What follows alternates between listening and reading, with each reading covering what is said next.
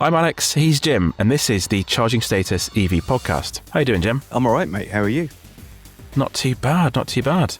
Good. It's been a busy old week. Well, been a busy month, I think, really, isn't it? It's been crazy. I must admit, I've really struggled this week with the heat. I mean, if you haven't guessed, we're recording this on sort of heat wave week in May, and my little office here has been an absolute oven, and I even had things starting to go wrong yesterday because they were getting too hot. My liquid-cooled monster PC was struggling to render a video because it was simply too hot. Oh no! And yeah. So it was a struggle, but still we struggle on in the name of art. Yeah, it's definitely a hot one. It's, what is it? Not too bad today. It's 24 degrees, but it's been close to 30 at some point this week, hasn't it? So. Oh, it was like 34 the other day. Yeah, it's been crazy. Yeah, last time we recorded a podcast, we've done quite a few things. We've been to SMMT Drive Day. We've had various different cars in. We've got some more stuff coming soon, but we'll have a bit of a catch up and see what we've been doing in the past few weeks. So, what have you had in for review this? So quite the exciting. Suzuki eVitara, which I don't know if you've seen the video on that one, but I have. I was disappointed with that car in quite a few ways. For one thing, like, we've had a long wait to get an EV from Suzuki, and I believe they developed it and then Toyota have used it. Right, okay. I've always thought it was the other way around. I thought it was a Toyota developed, but then Suzuki used it, but I think it might be the other way around. But if so, they equally, with Toyota, not all that good at doing EVs at the moment, it seems. And I guess it's simply because they're so far behind in terms of R&D, because they thought it was all going to be a fad. The Japanese manufacturers all thought EV was going to be a fad and just haven't done the same amount of R&D as everyone else. Certainly, if you look at where, like, the new stuff coming from the Germans is, and obviously the Chinese stuff, but Tesla sort of goes without saying, but the new stuff coming from the Germans is a step on. Obviously, the Korean stuff has been very, very good for a good while now, apart from the ICCU issues. And the Japanese are just behind. I mean, that was a car that delivered massively short of the WLTP figure, which, like, I'm not so used to that in 2026 as I perhaps was 5 years ago. And it like, in fairly good weather. The week I had it was fairly good. It was like 15 degrees all week. It was rainy, but it was like 15 degrees all week. So you weren't blasting the aircon one way or the other. And it's supposed to do 250 something miles of range from memory, and it was more like 160 something or 170. Yeah, it's supposed to be quite good on paper. Yeah. And it felt like a car that had been completely set up for off-road use. And from what I understand, the all-wheel drive version is pretty brilliant at its sort of, it flexes its off-road muscles fairly successfully. But I had the front-wheel drive version, and that's a car that's going to, the most off-road it might go is if you mount the curb in the garden centre, or, in Sainsbury's car park, for example. And so I felt like it didn't drive that well. The interior was not that good. The infotainment system felt like it was from 15 years ago. And the EV performance, not really good enough. 70 kilowatt maximum charging as well in 2026. Yeah, it definitely feels quite old. I know the Japanese like to keep everything in-house, but I really feel like they need to just go out to market and buy some batteries in from BYD or something, and some motors from here, and actually kind of sit on this for a while until they've got something that can catch up. Or do it the Chinese way and take inspiration from other people's work. Maybe, yeah. I drove the eVitara at SMMT, so SMMT at Millbrook. They've got the off-road course. I don't know if you've done it before. No, I haven't.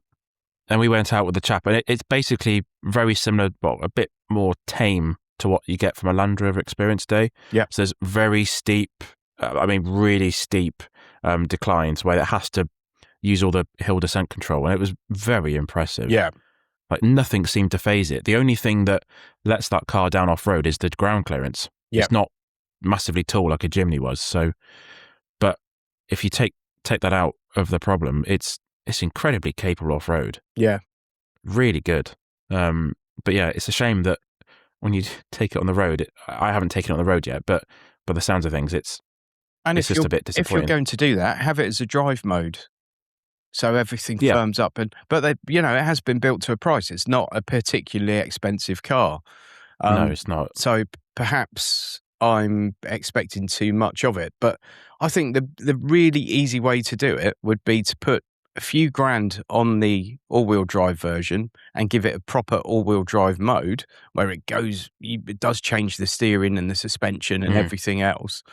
And for the front-wheel drive one, just set it up like a front-wheel drive car that's going to go to Tesco's, because that's what that car's going to do. That's what it should. Yeah, it's not going to go off-road. And the charging speed and the real-world economy, I don't know. There's not really anything I can say to properly defend that. I don't think. No, sub 100 kilowatt now. Yeah, is just not good enough. That's for me. Like 100 kilowatt onwards, I'm fine with. And do you know what? I would even be fine with the 70 because most people are going to use it around town probably. But I would almost forgive it the 70 if it did 4 miles per kilowatt hour. But when it's doing 2 point something, you kind of. Yeah.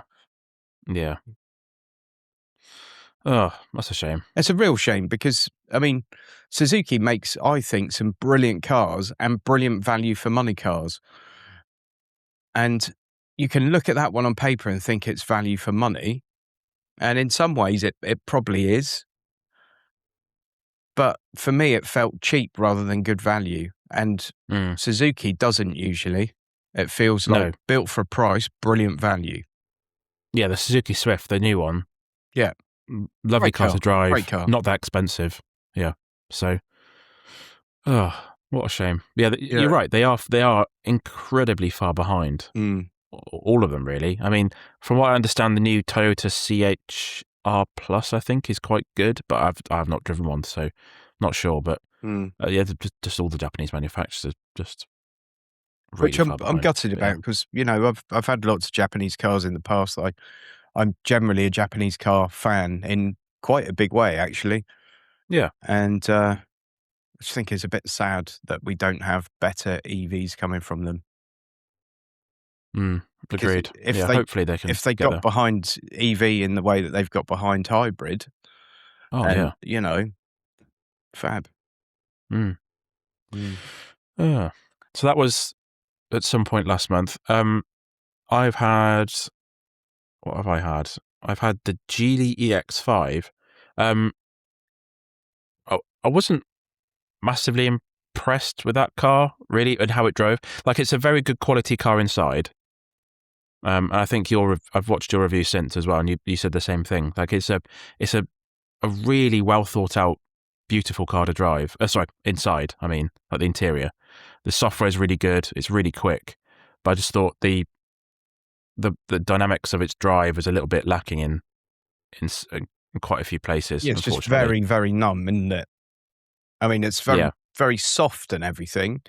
And, the steering's super light and all the rest of it, but it's very numb and anemic. Yeah. I mean, I took it on some country roads around where I live, and at times it felt like the chassis wasn't attached to the body of the car. Yeah. Like it was just a lot of movement. And it makes it feel a little bit unwieldy. Really, that's the way to describe it. It just feels you're a little bit out of control. But as I said, the software is really good. Like really good software. So, I particularly don't like the design of it either. I think it's sort of everything that's wrong at the moment in terms of just very generic, like real Genero box kind of thing. A couple of people reference like the back quarter having a a hint of Porsche about it and stuff. And that I noticed that. Yeah, you can definitely see like a few things where they've taken more than a glance at something else. But as a whole package, when someone says, "What's it look like?" It's very sort of car-y, you know. Yeah. I mean, they do not stand out in any way, really. No. But it's the first car we've seen from them. But the design thing particularly irked me, I think, because Geely have got Polestar and Lotus and Volvo, and they're all cars with quite striking designs. So you think, well, they've got the expertise in house, so why give us a jelly mold? Yeah, I found this weird. So I've had 3 Geely products in a row the past month. I've had the Geely EX5, the Smart #1, and I've got the Volvo V60 on the drive. All of those cars feel completely different, but completely different in a way that makes no sense. Because if you get in a Skoda and a Skoda and a VW and a Cupra, there's lots of elements which feel very similar, which makes sense for their business. Like there's a bit of part sharing. It seems like there's zero part sharing across any of these brands. Like they feel completely different. It does feel weird, particularly in the day of, Stellantis and VW Audi Group, etc., where they almost overshare parts, don't they, between the cars? Yes. Where you can get into them and they all sort of feel the same, or some degree of it. And yes, it's just odd that I wonder if any of the cars were. I mean, it could be that they've bought in some of those brands with existing R&D and everything else. But I almost wonder if some of the brands are not, like, is that Geely something else in China? And I don't know. I know it gets rebadged to Proton. Right, yeah. Because Proton are owned by Geely now, but as they well. own Proton. Maybe they bought that as a Proton design or something, and just... It might be the case. Yeah. Who knows? Strange. Yeah. But yeah. I'm not saying we need more part sharing. I'm saying that it just seems a bit odd. Yeah. Yeah, but you would expect like a degree of it for sure, wouldn't you? Yeah, exactly. Yeah. The other one I've had in is actually one that is a different brand in China. It's the IM5, which obviously in China, IM is the brand, where here they've called it the MG IM5, so they've already got their dealership set up and everything, but B, I think the MG brand has done so well in the UK, and I think it will do better being badged as an MG IM5. Like maybe Genesis would have done better if it was a Hyundai Genesis GB60 or who knows. But everything about that car feels different to an MG. And, nowhere on it does the MG logo appear or anything like that. So it feels to me like a very different, it's like Lexus and Toyota. There's no reference to Toyota when you're in a Lexus. But, oh my word, that was a good car. I thought it was phenomenal. There are a few software quirks and things, and it's on the software side of things, it's not a perfect experience. But nothing there that I felt was fatal, and nothing that an over-the-air update couldn't just immediately resolve. But it was a lovely car to drive, bags of power, crazy range, crazy charging speeds. And in the real world, I think, I did loads of driving that week. We went up to Millbrook. That was 3.5 hours each way for me. In fact, I think it was 4 on the way home. Oh, and I'd already been to another one prior to that, which was like 100 miles in the other direction, 80 miles in the other direction or something. Yeah. And aside from that, I'd just done a lot of driving that week. And the entire time I had the car, loads of it on the motorway, like probably 80% of it on the motorway. I think I ended up on, was it 3.9 miles per kilowatt hour in a car that does 0 to 62 in 4 point something. It's mad. Yeah, claimed range of 440-ish at the long-range version. And real world, you're looking at 390, so 100 kilowatt-hour battery, basically. Yeah. And then if you do need to plug it in, 400 kilowatt charging, all by the shouting. I mean, put it in a bag, I'll take it. Yeah.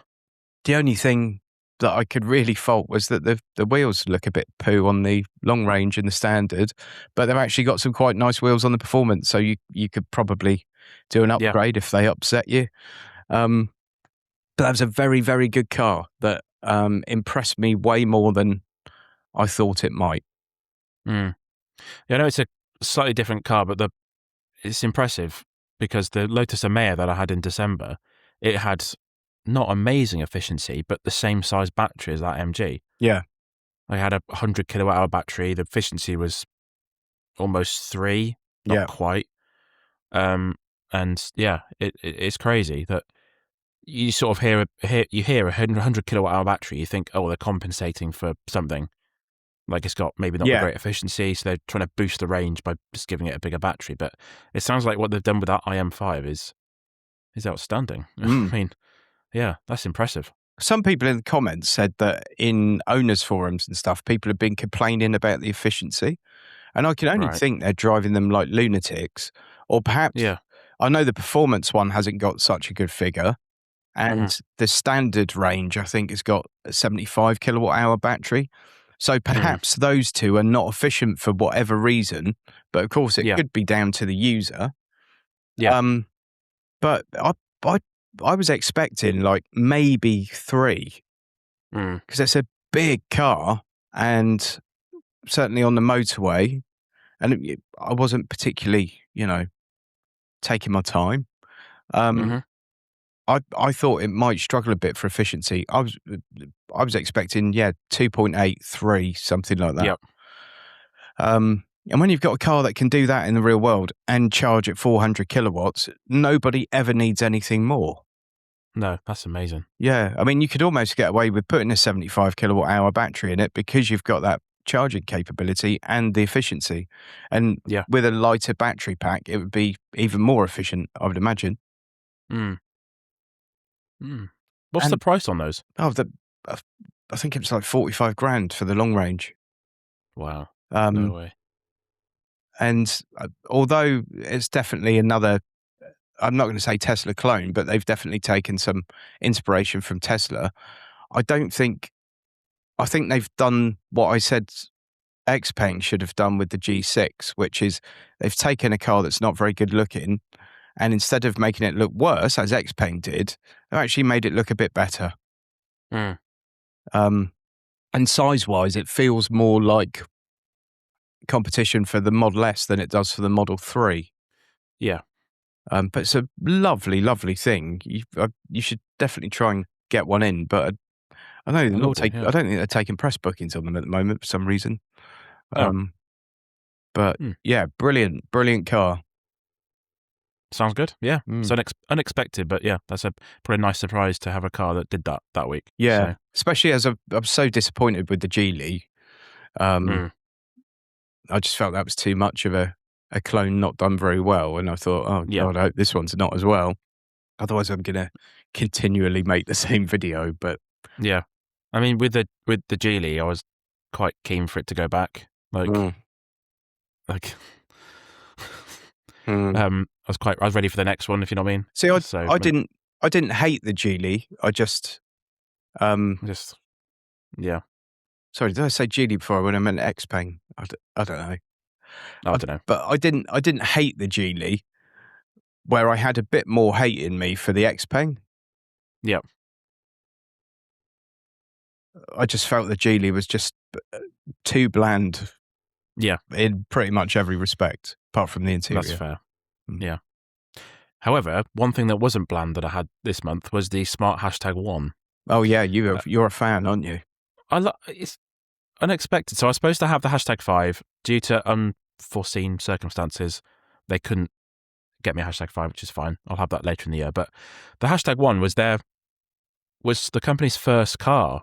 Like after this regeneration of the brand, basically. So after they discontinued the 4.2, all the other cars they had, as soon as they started this new collab between Mercedes and Geely, they launched the #1. I think, yeah, it's unexpected. You don't see many on the road, but I couldn't really fault that car in, like, there was one or two things, but it's very, very off. It's not very often these days that you find a car that there aren't at least something wrong with it, if you know what I mean. This was, if you're in the market for like a small-ish electric hatchback, small SUV, definitely go and test drive one, because it's a bit of a left field choice, I think. But I think it's definitely worth considering if you are in the market for one. Which is cool. Like, you know, one of the things I like least about having a Tesla is that everyone's got one and they're everywhere. You know, when you've got a slightly different car, that's great. Makes you interesting. Yeah. Exactly, yeah. And people were doing double takes sometimes at the car. I don't know if that was because I was driving, but... Yeah, they're like, there's a 7-year-old driving a car. How's that happened?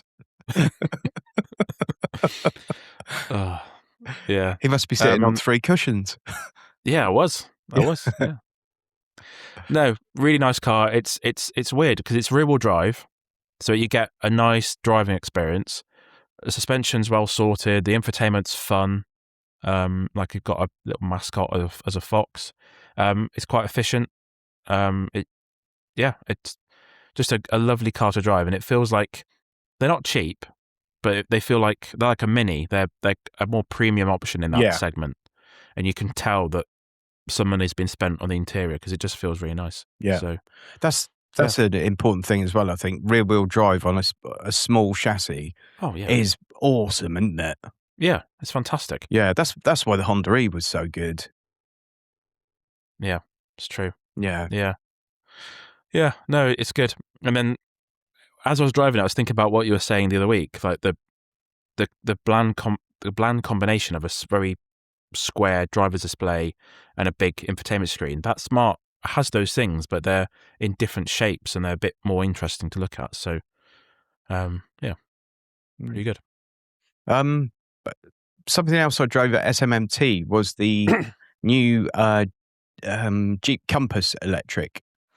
Oh, okay. And I took it on the Alpine course, which is completely the wrong place for that car, like utterly the wrong place. But on the drive to and fro, I actually did like 3 loops of the drive there and back.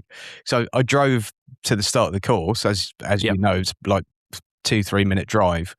Took it around the course and thought, this is, it's boaty and it's really not for that course. So I thought, I'm going to try and give it a little road test. But I didn't want to go onto that twisty little city course. So I just drove between those big roundabouts and the sort of service roads there. And you know what? It felt great on those.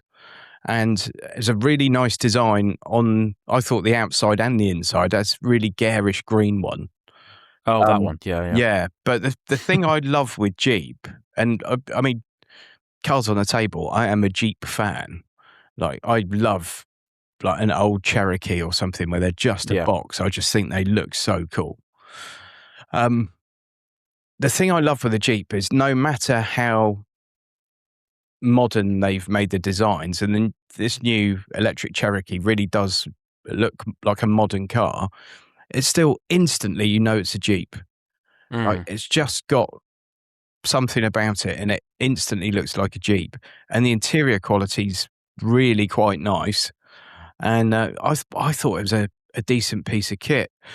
Interestingly, it's the first Jeep ever that's been designed and developed for Europe and then is being exported to the US. Oh, wow. Like every other car's come sort of US first, which I was surprised by because I thought maybe the Avenger would have been.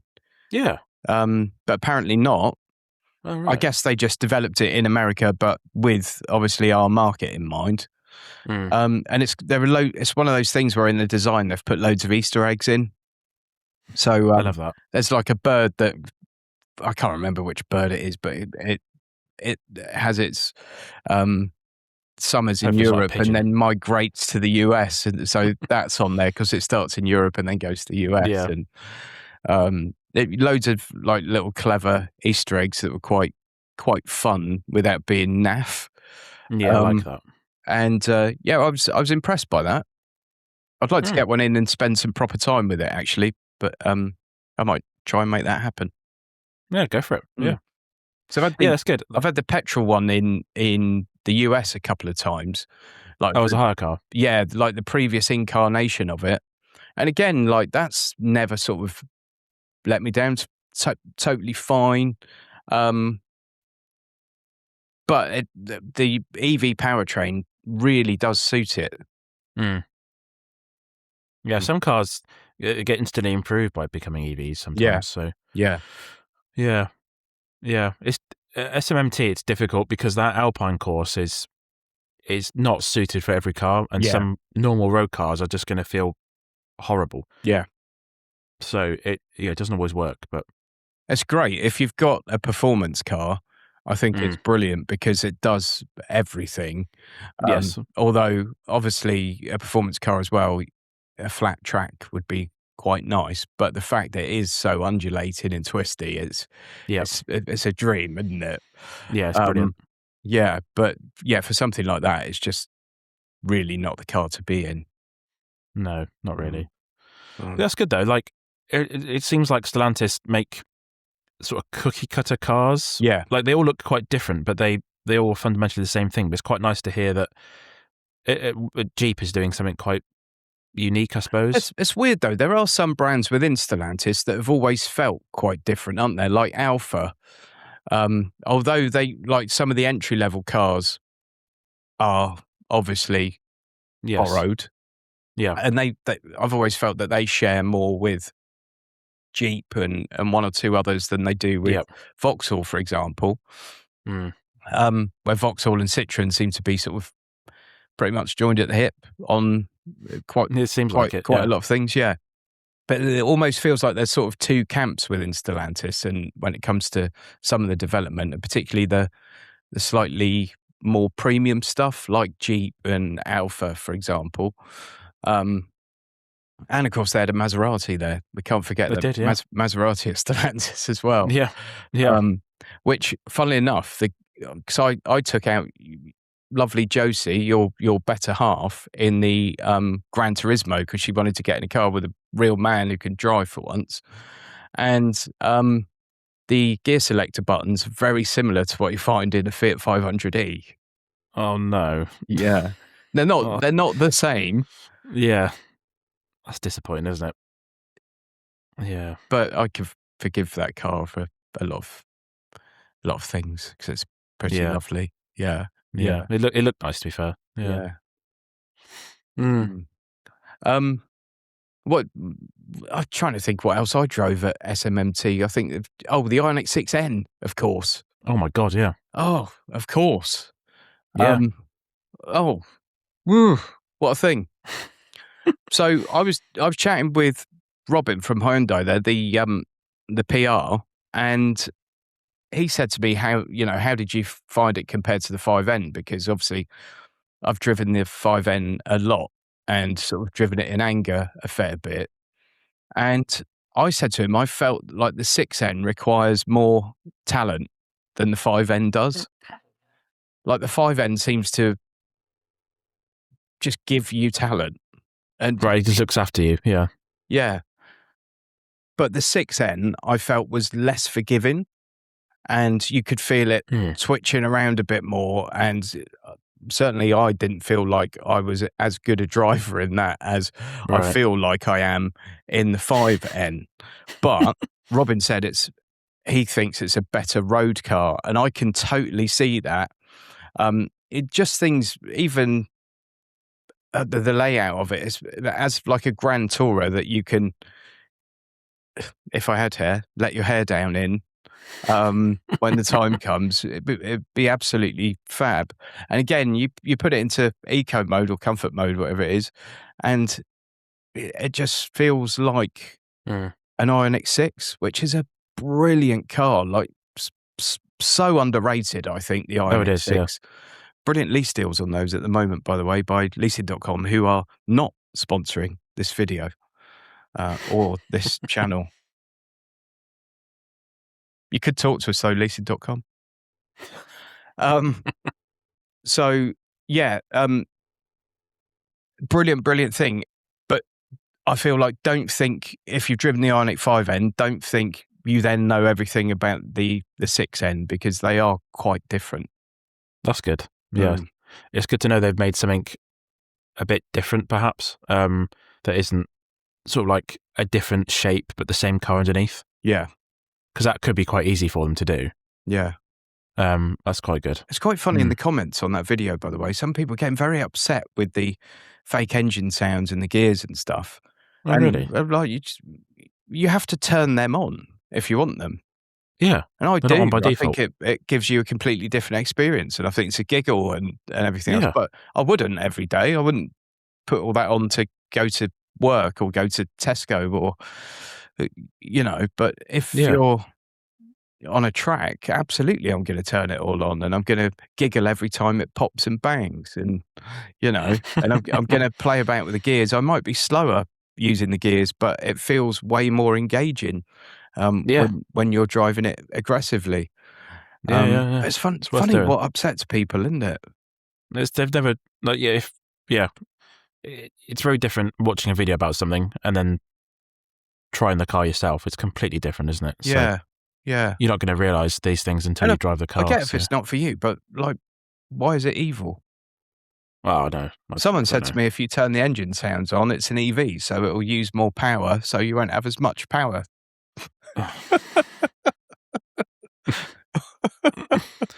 don't know. You're like, okay, mate, get yourself a biscuit. It's time to go home.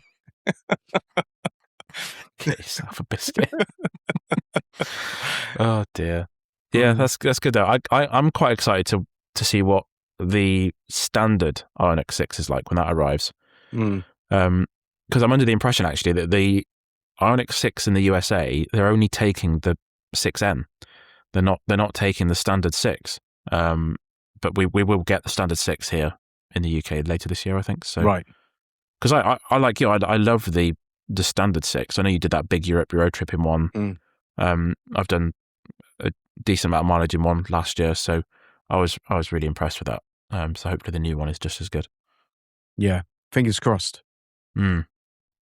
Sweet. Yeah, SMMT is a whirlwind of just madness, I find. Just driving different cars, talking, running around, getting hot and different things. So yeah. I literally drove 3 cars that day. Did you really? Yeah, and I was still talking to PRs at like 6 o'clock because I hadn't. I mean, there was still. I didn't get to the Geely stand. Oh no. I went past BYD a couple of times, and the people I know there were busy with other people, and that happens a lot. I walk round, and if they're busy, I just carry on and go to the next one until I find someone that's free, and then I go and talk to them. And of course, I'm constantly running into people I know from all these events and things, and chatting to people. And yeah, it doesn't take me a lot to stop and talk to someone for half an hour and thinking I've been there for 30 seconds. So once again, I was nowhere near as productive as I would have liked to have been. But I drove quite a lot, really. Volkswagen had, it's 50 years of GTI this year, so they brought nearly all of the different Golf GTIs from the past few decades. So I had a cheeky go in not an old GTI, but like a Mark 7, which was sort of like the pinnacle of the Golf, I think. And that was a proper laugh. like properly good around the track. Yeah. Same with the Polo as well. The Polo GTI is underrated. Polo GTI is amazing. That's the one I'd have, to be honest. Yeah, no, great looking car, very, very fun to drive, very quick as well. So yeah, that was good. I quite like these. I made a little video on the Prelude yesterday because I've got the Preludes this week. And I watched that. Was it yesterday or was it the day before? It was yesterday. Yeah, well, I think I made it the day before. I made it. Okay. I literally dropped the guy at the station that delivered it, went back home, got my cameras and made that video because I was that excited. And I'd previously been, it looks amazing, but I don't quite get it. And then I sort of immediately did. What I did do, though, is talk about the 0-62 time in that car, which everyone seems to report as 6.5 seconds. And then I've looked at the press pack this morning, and it's 8.2. Okay. So I don't know if someone's done like a real world test or something and found that it's 6.5. Yeah, that's odd. But it's really weird that it's reported so widely. Yeah. Seemingly incorrectly. But it'd be one magazine or one YouTube video would have said this, and that's what Google's. I was having this conversation with someone the other week. Like the press packs, the people just look at other people's work sometimes. I think so. See, I just Google what's the 0-62 time, and immediately you get like Google AI, don't you? Now, it literally the first thing, and it says it's this, and you think, oh yeah, that sounds right. Yeah. Which is quite annoying. So I'll correct that when I do the review video. Yeah, the point I'm trying to badly make, much like the Polo GTI, is, and I think this is something that could be translated to EVs at some point, is that we come up with some cars that are quick but brilliant fun to drive and look really cool, but you're not going to lose your license in them. Because something like the Ioniq 5N, I don't think I could have one of those cars. I know, I'm being completely serious. Because it would be too tempting all the time for me. And I would really find that mega, mega tempting. And like, it's not going to be very efficient, and lots of other reasons for it. Where something like an electric equivalent of the Prelude, which is, it feels quick, it looks absolutely amazing, and it handles phenomenally well. Which means you can have great fun in it. And yes, you're not breaking any land speed records, which for me is a bit of a bonus. Yeah. That's like my Up GTI as well. Yeah, there you go. Yeah. It's not very quick, but it's so much fun to drive. Yeah. And you look down, I'm only going 55. So yeah, but it feels quick, doesn't it? And it does. It's that engagement thing. And I'd like to see some more EVs that tackle that. So like we've got the fake gears and the engine sounds, and they're not for everyone. But if we had that in like the equivalent of the new ID Polo GT, whatever it's going to be, that could be really cool. Yeah, hopefully. I mean, I think that thing's got about 220 horsepower. I think the new Polo GTI, which is more than the Prelude. So yeah, that's a good point. Like, you need more engaging stuff, but nothing needs to be massively fast. So, there we go. Good point. This week I've got the Volvo V60. So this is the first Volvo I've driven properly, really. Oh, really? There's still lots of brands I haven't driven cars from yet. Like it's a lovely car to drive. The one I've got is the T8, so it's like 450 horsepower, like stupid amount of power. Plug-in hybrid, yeah. But you can, in certain places, you can tell that it's not a brand new car. Yeah.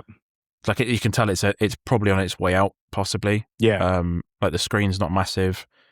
There's a few other things, but I think the whole package, what they've done, I think you reviewed one recently, I think. Yeah. It's not going to give you any problems, I don't think. It just gets on with the job and just does it. So yeah, like the infotainment and stuff feels very old, doesn't it? But I think the driver information display, I love that. I think that's great. But the infotainment screen feels a bit, and like some of the interior just feels like a used car almost. Yes. Yeah. If someone said to you that this car's 8 years old. Yeah. All right. Yeah, it's 8 years old. I had like the boggo standard petrol, maybe mild hybrid. I can't quite remember now. But again, like you say, it's one of those cars that's like it's like a chisel for a carpenter. Like, it's not flash, but it's a tool that does its job and will do for years, and it won't let you down as long as you keep it sharpened, or in the case of the Volvo, keep it serviced. Yeah. I don't know about the car that you had, but the one I've got, it's got Android Automotive. So it's got Google Maps baked into the infotainment screen? Yeah, I think I had that. But it just, I don't know, it just felt old. Yeah, it does feel slightly, but And it's the same. bit laggy, and like screen res and stuff, really Oh, not really? that great. And it Oh, might be I had an older system or something.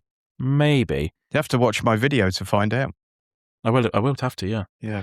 Yeah, the one I've got, it's running Android Automotive, same software you find in the Renault 5 and I think the Polestars as well. So it just means it's running Google Maps natively and all that sort of stuff, and you can download apps and things. So, but you're right, the driver's display is great. It's really well done. You've got the maps on there as well. So yeah, very good. But it's such a sleeper. You look at that car and you don't think it's got 450 horsepower. Yeah. What's It's the crazy. electric range on it? Apparently it's 60 miles. Okay. I've been seeing 50, but it does seem to drain its battery quite quickly. Yeah. I mean, it just seems to, it's very intelligent and it tells you a lot of information. So if you don't accelerate past a certain level, it won't use the engine and different things like that. But if you just do town driving, you'll burn for that battery, not quickly, but like that's all it will do. Yeah. You'll see like 70 mpg, but once the battery's dead, you'll see like 20. So Right. Okay. yeah, strange. I'm always a bit confused about plug-in hybrids because I just think, well, I don't know. As soon as your battery's dead, I am utterly, and I think it's actually hard to gauge the MPG as well, isn't it? Because you don't know how really much of the journey you've been on battery or both, or yeah, and I don't see them that regularly where it makes enough difference for me. yeah, Because they're usually way more expensive than getting a mild hybrid or a petrol car. Yep. And sometimes even more than the EV and I sort of feel like just one or the other is, like, I did a video, is like, is it the worst of both worlds? And for some people, I get it. But for a lot, like for me, I think it would almost be the worst of both worlds. Not, don't get me wrong, if I had one on a 2-year lease or something, I wouldn't give a monkeys. But if I'm thinking about a car that's perhaps 8 years old, 10 years old, long-term ownership, do I want something with a battery and some electric motors in it? Or do I want something with a battery, electric motors, and an engine and a gearbox potentially? For me, there's too much there going on. And yes, you can plug it in and do your local journeys cheap, perhaps, if you can charge from home. But the servicing requirement alone, I don't know. And obviously you're lugging all that extra weight around, and I think it's just, there'll be a lot of people that buy one of these new plug-in hybrids. Like the German stuff now is doing really decent all-electric range. You've got the MG HS with really decent all-electric range. The Chinese stuff's okay with the all-electric range. And there'll be a lot of people in those cars now that have got access to home charging that end up doing so many of their journeys using the battery, but they're plugging it in constantly every day, that I think their next car will probably be a full EV. Yeah. And there'll obviously also be the other side of that, which is people that just don't get it at all. And they're like, well, I have to plug it in. Yeah. But fair play to them. That's what I say. It just seems a bit complicated. Like I'm having to think about, I'm thinking about, oh, okay, if I'm doing this journey, I know that the MPG is going to fall off a cliff as soon as the battery's dead.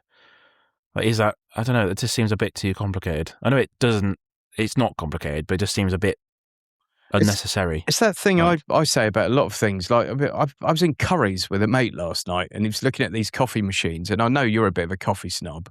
Yeah. But and he said to me, oh, would you ever get one of these? And I said, no, because at the end of the day, I want a coffee and not a new hobby.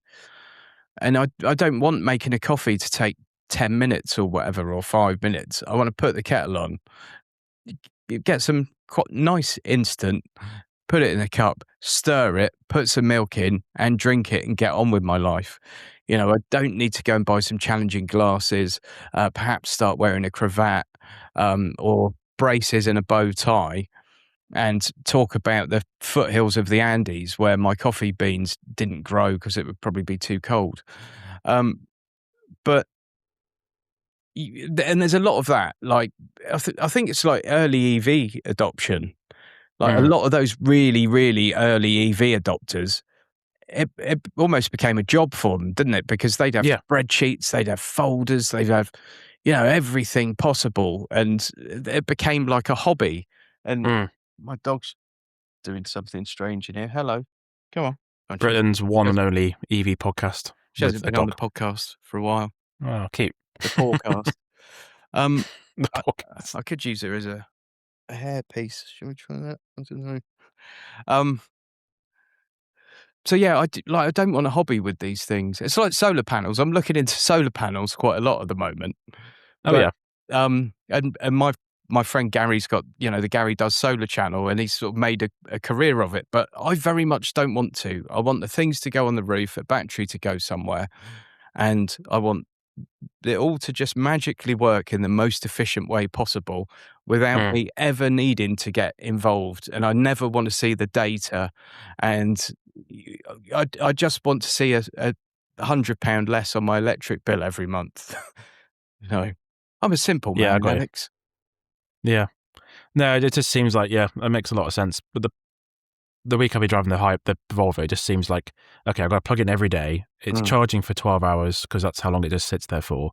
And then, you know what I mean? Like, it just seems a bit, and then you got to worry about how far you're driving as soon as the battery's dead. So, you're, at that point, you might as well just get an EV, really. So, but it's, we've gone around and around sort of the circles, but the Volvo is very good to drive, as you'd sort of expect. So, yeah. Very good. You didn't expect a coffee machine anecdote in there, did you? When I really didn't. Talking about the Volvo. No. This is why this podcast is so unpopular. Popular, because people never know quite what to expect. No, especially with you. Before we disappear, what have you got coming up in the next few weeks, mate? What have I got? Well, next week we've got a Kia day, and we will definitely record a podcast there. Oh yes, we have, because we need to be getting the podcasts out a bit thicker and faster. Yes, very true. So we'll definitely record one at that, and we've got we're both members of the Western Group of Motoring Writers, and we've got our annual drive day the following day, haven't we? So, which is like a little miniature SMMT. So lots of manufacturers turn up, all the members turn up, manufacturers turn up with a few cars each, and we get to take them out for, little test drives and stuff, and hopefully make some new contacts, and hopefully get access to some more cars in the future. And I'm finally going to get to speak to Renault. If they don't lend me a car after that, I'm going to, I don't know, do something horrible. Put a hex on them or something. I might do a little video in a Renault 5 because it's about time, isn't it? Yeah. Obviously, no one will watch it now because everyone knows everything about the Renault 5, but... Yeah. Yeah, Renault 5 is good. Yeah. I've got the Volkswagen Tiguan next week.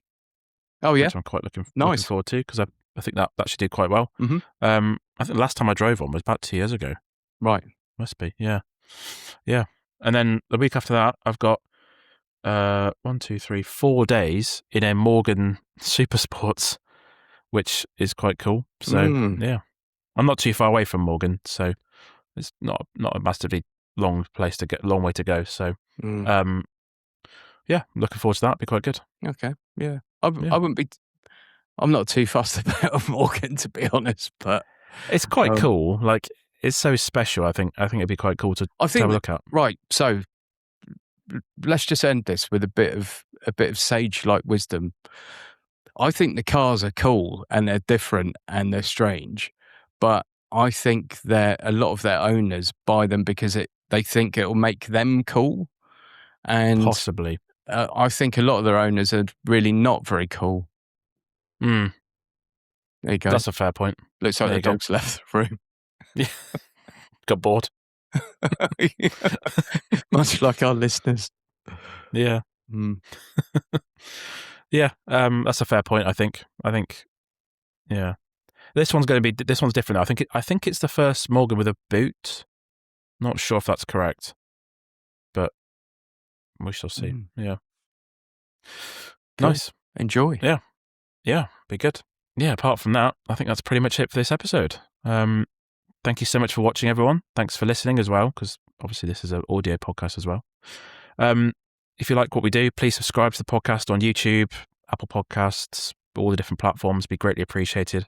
Share it with your friends if you want them to suffer too. So definitely share it with your enemies. Yeah, share it with your enemies. Yeah. Where can people find you online, Jim? NotAGuru.co.uk or my YouTube channel, which is definitely Not a Guru. What about you, Alex? Theinterface.uk for some regular-ish news. I haven't really had time lately for that. And then also my YouTube channel, The Interface Cars, for weekly car reviews and weekly infotainment guides and all that sort of jazz. So exciting times. Nice. Yeah, all good. Yeah. Thank you, Jim. And I guess we'll see everyone next time. Bye-bye.